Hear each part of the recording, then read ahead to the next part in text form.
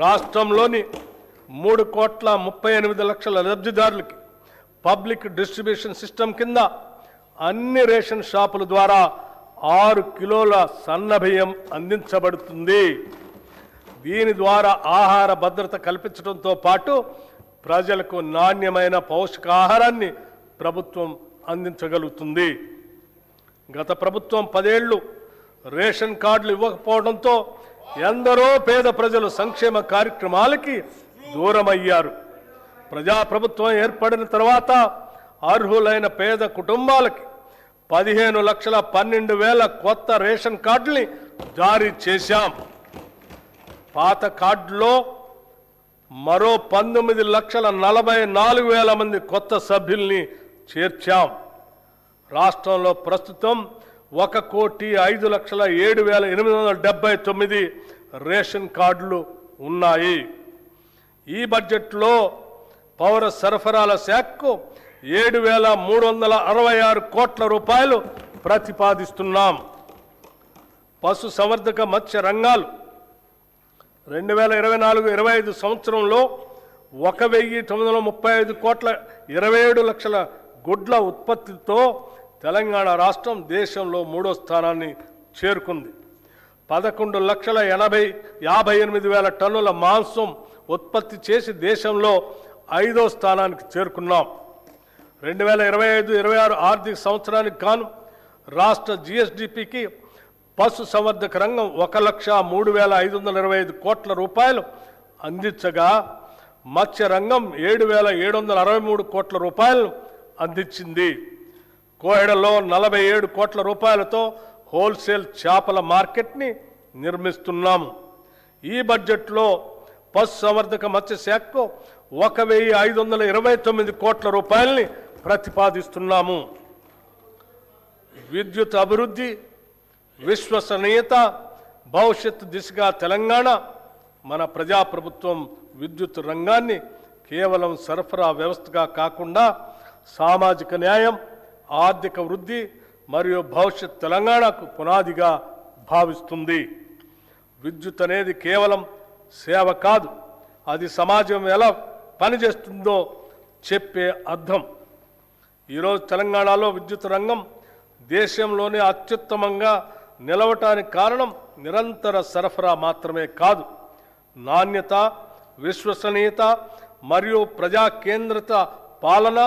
ప్రస్తుతం మన రాష్ట్రంలో 23,187 మెగావాట్ల స్థాపిత సామర్థ్యం ఉంది. అందులో గణనీయమైన భాగం పునరుత్పాదక శక్తి వనరుల నుంచే వస్తుంది. మార్చి 13, 2026 తెలంగాణ విద్యుత్ రంగానికి చారిత్రాత్మక రోజు.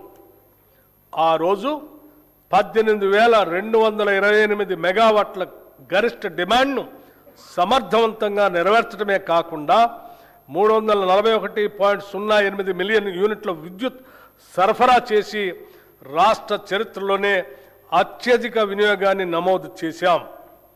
అంతేకాదు, ప్రతి వ్యక్తికి విద్యుత్ వినియోగం 2,508 యూనిట్లు ఉండగా ఇది దేశ సగటు కంటే చాలా ఎక్కువ. ఇది తెలంగాణ అభివృద్ధి వేగాన్ని స్పష్టంగా చూపించే సూచిక. ఒకప్పుడు విద్యుత్ కొరత గురించి మాట్లాడుకునే తెలంగాణ ఈరోజు విద్యుత్ భవిష్యత్తును రూపొందించే తెలంగాణగా మారింది. మన ప్రభుత్వం విద్యుత్ సేవలను ప్రజలకు మరింత చేరువ చేయడంలో ఒక కొత్త విధానాన్ని తీసుకొచ్చింది. అధికారులు కార్యాలయాల్లో కాకుండా ప్రజల మధ్యకు వెళ్లే విధంగా ప్రజాబాట, పొలం బాట అనే కార్యక్రమాన్ని అమలు చేస్తున్నాం. సమస్యలు ఫైళ్లలో కాదు, ప్రజల దగ్గరే పరిష్కారం అవుతున్నాయి. 214 ఎలక్ట్రిక్ అంబులెన్సులు మరియు 24 గంటల 1912 కాల్ సెంటర్ ద్వారా తక్షణ స్పందన అందిస్తున్నాం. పాలనాపరంగా ఉండే వ్యవస్థ కాదు, సమస్య దగ్గరకు వెళ్ళే వ్యవస్థ ఇది. సాంకేతిక రంగంలో కూడా కీలక మార్పులు తీసుకువస్తున్నాం. రియల్ టైం ఫీడర్ మానిటరింగ్ వంటి ఆధునిక వ్యవస్థలు అమలు చేస్తూ సరఫరా నాణ్యతను నిరంతరం పరీక్షించే స్థాయికి తీసుకొచ్చాం. ఇటీవల ఎస్ఎల్సి ఛార్జీల సవరణ ద్వారా కొత్త విద్యుత్ కనెక్షన్లు కాంటాక్ట్ లెస్ విధానంలో అందించే వ్యవస్థను ప్రవేశపెట్టాం. అభివృద్ధి చెందిన దేశాల తరహాలో పారదర్శకతను పెంచుతూ అవినీతి అవకాశాలను తగ్గించే దిశగా ఇది ఒక కీలక అడుగు. విద్యుత్ మౌలిక సదుపాయాల విస్తరణలో తెలంగాణ ఒక కొత్త ప్రమాణాన్ని నెలకొల్పుతుంది. ట్రాన్స్ఫార్మర్లు, సబ్స్టేషన్లు, నెట్వర్క్ సామర్థ్యం ప్రతి స్థాయిలో బలోపేతం అవుతున్నాయి. మౌలిక సదుపాయాలు కనిపించవు, కానీ అవే అభివృద్ధి కనిపించేలా చేస్తాయి. ఈ దశలో యాదాద్రి థర్మల్ పవర్ స్టేషన్లో 3x800 మెగావాట్ల యూనిట్ని ప్రారంభించి మరొక యూనిట్ని గ్రిడ్కి అనుసంధానం చేశాం. ఇది తెలంగాణ భవిష్యత్ విద్యుత్ భద్రతకు బలమైన పునాది. పునరుత్పాదక శక్తి రంగంలో తెలంగాణ ముందంజలో ఉంది.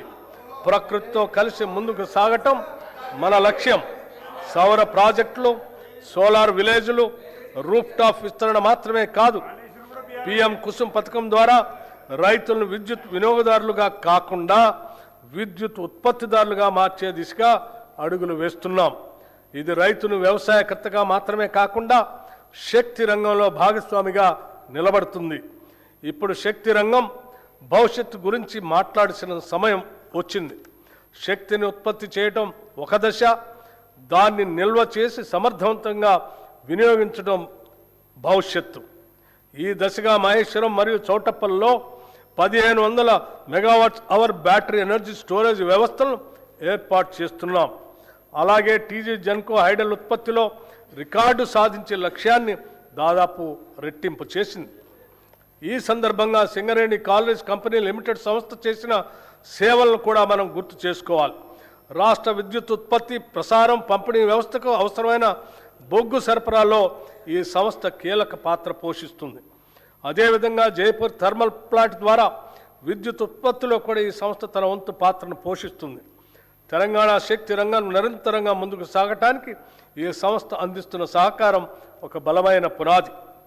తెలంగాణ రైజింగ్ గ్లోబల్ సమ్మిట్ సందర్భంగా టీజీ జెన్కో ద్వారా 11,460 మెగావాట్ల పంప్ స్టోరేజ్ మరియు ఇతర ప్రాజెక్టులకు 95,150 కోట్ల పెట్టుబడుల్ని ఆకర్షించాం. అదే సమయంలో రెడ్కో ద్వారా 1,23,350 కోట్ల పెట్టుబడులతో 12 ఒప్పందాలు కుదుర్చుకొని రాష్ట్రాన్ని గ్రీన్ ఎనర్జీ కేంద్రంగా తీర్చిదిద్దే దిశగా అడుగులు వేస్తున్నాం. ఇవి కేవలం పెట్టుబడులే కాదు, భవిష్యత్ తెలంగాణ శక్తి నిర్మాణానికి పునాదులు. పట్టణాభివృద్ధిలో కూడా తెలంగాణ కీలక పాత్ర పోషిస్తుంది.